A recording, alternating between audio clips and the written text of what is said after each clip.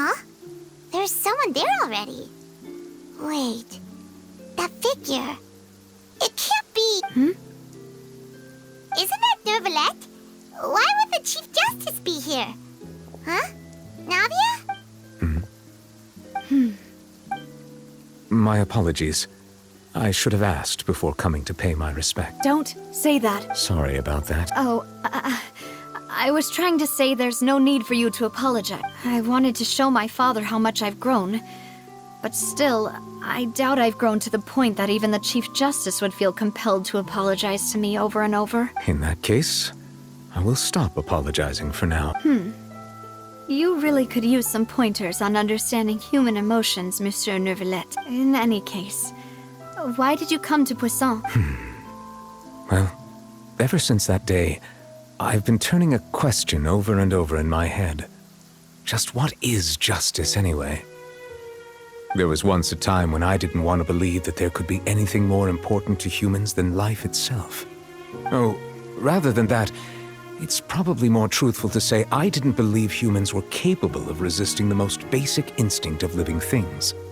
That they could rebel against their own nature, or consider certain things to be more important than their own lives. Which is also why I didn't stop your father from beginning that fateful duel. I believed that a truly innocent man would never throw away his life like that. That there was nothing, should have been nothing more important than one's own continued survival. But Mr. Callis proved me utterly and decisively wrong. If not for his sacrifice, the serial disappearances case would have remained unsolved to this day. Mr. Callis made the choice he did for his daughter, for his associates, and for many people completely unrelated to him. And in the end, from a certain perspective, one could say that he did it all for the sake of justice, a justice that's higher than life itself. So, you asked me why I came here. I just wanted to say my apologies to Mr. Callis in person.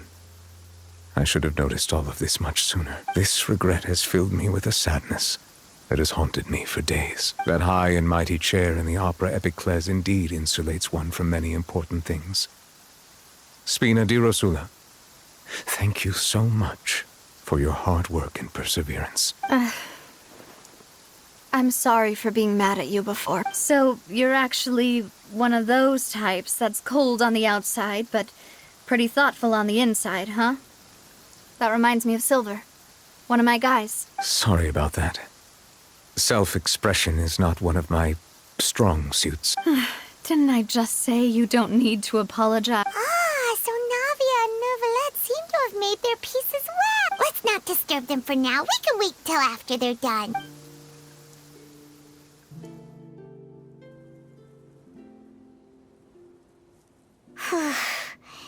Paimon's never paid respects at someone's grave before. Did Paimon do anything rude there? Huh? Oh, Paimon didn't know that was a thing. But Paimon doesn't know what she would do if she can't fly. Oh no. Paimon hopes Miss Navia won't be too mad. Anyway, Nervalette is still standing around there. It's not often that we can catch him alone like this, so why don't we go talk to him for a bit? If we can't talk to Lady Farina, we can at least talk to him, right?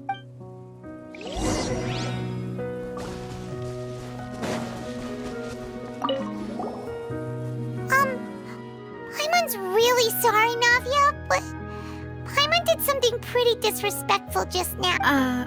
What are you saying, Paimon?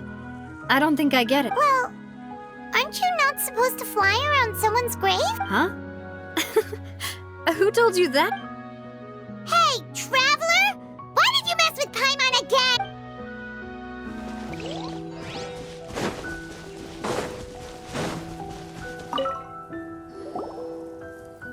Oh, it's you two. Did Miss Navia invite you to come pay your respects to her father? Mm-hmm. We ran into Navia on the streets today, so we just followed her here. I see. Then is there something that I can help you with? Well, it's pretty hard to run into you like this since you're usually super busy. So we figured we could try to ask you a few questions, if that's okay. Please feel free. Though outsiders, you helped us solve one of the greatest mysteries in Fontaine, and it would be my pleasure to return the favor. So, at court, the bad guys referred to that special water as water from the primordial sea, but what is it really? Truthfully, that name is already quite accurate. I can only surmise that Vacher and his ilk only learned of its nature and existence after extensive research. There used to be a special sea on the surface of this planet. The nature of its seawater was rather different from that of the sea we know today. Most of Tevat's life forms were first born in that special sea. You could say it nurtured much of the life on this planet. Huh. So it really was where everything began. It makes sense to call it primordial then. But today, the primordial sea no longer exists on the planet's surface. What Vacher discovered must have been some kind of special case, or a remnant from a truly ancient age. Huh. So that's how it is. Oh, you really know everything, Monsieur Neuvillette. But if that's the case, then why would people, at least people from Fontaine, dissolve in that kind of water? Indeed. Why would the primordial sea, which was known to engender and nurture life, suddenly reverse itself and devour life instead? To be frank, that also doesn't match my understanding of this world and its laws.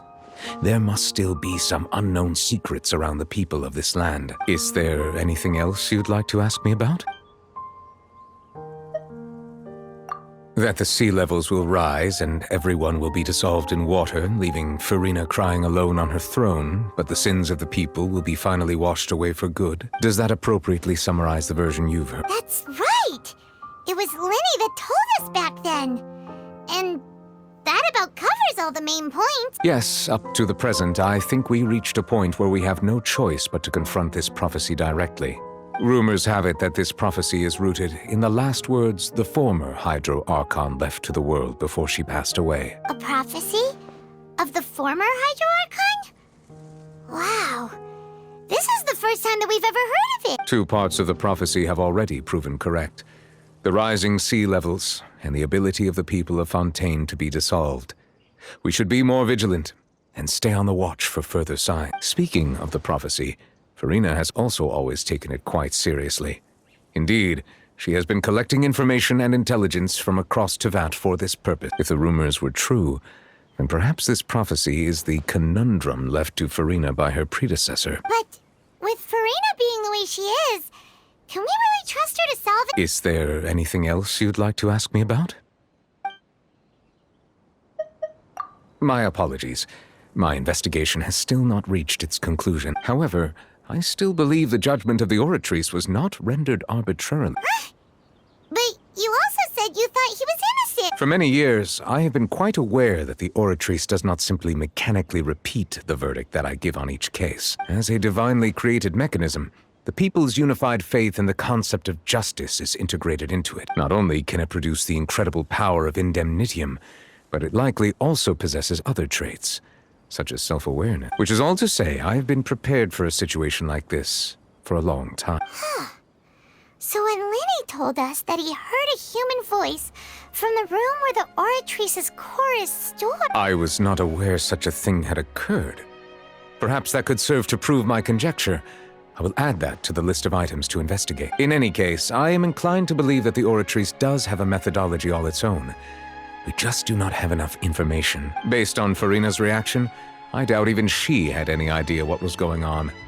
She managed to bluff her way through it, though, with her time-tested twin tricks of bravado and drama.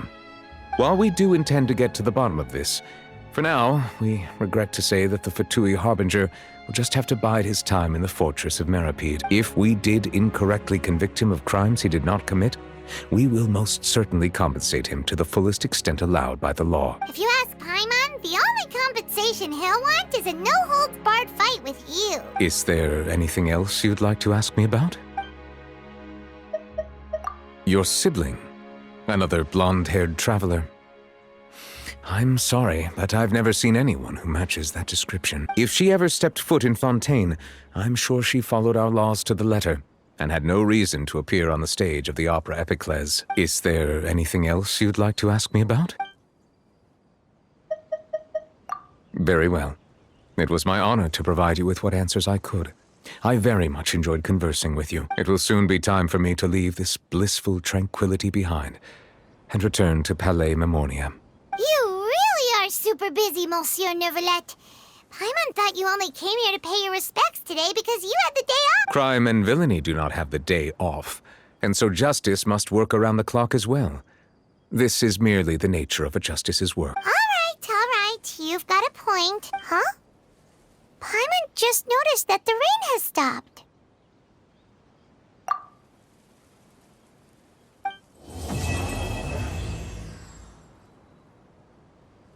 You know, we've been walking around for a while now. Why don't we go back to the Spina di Rosula base in the court of Fontaine and have a rest? Navia said something about having a place ready for us there, didn't she? Come on, let's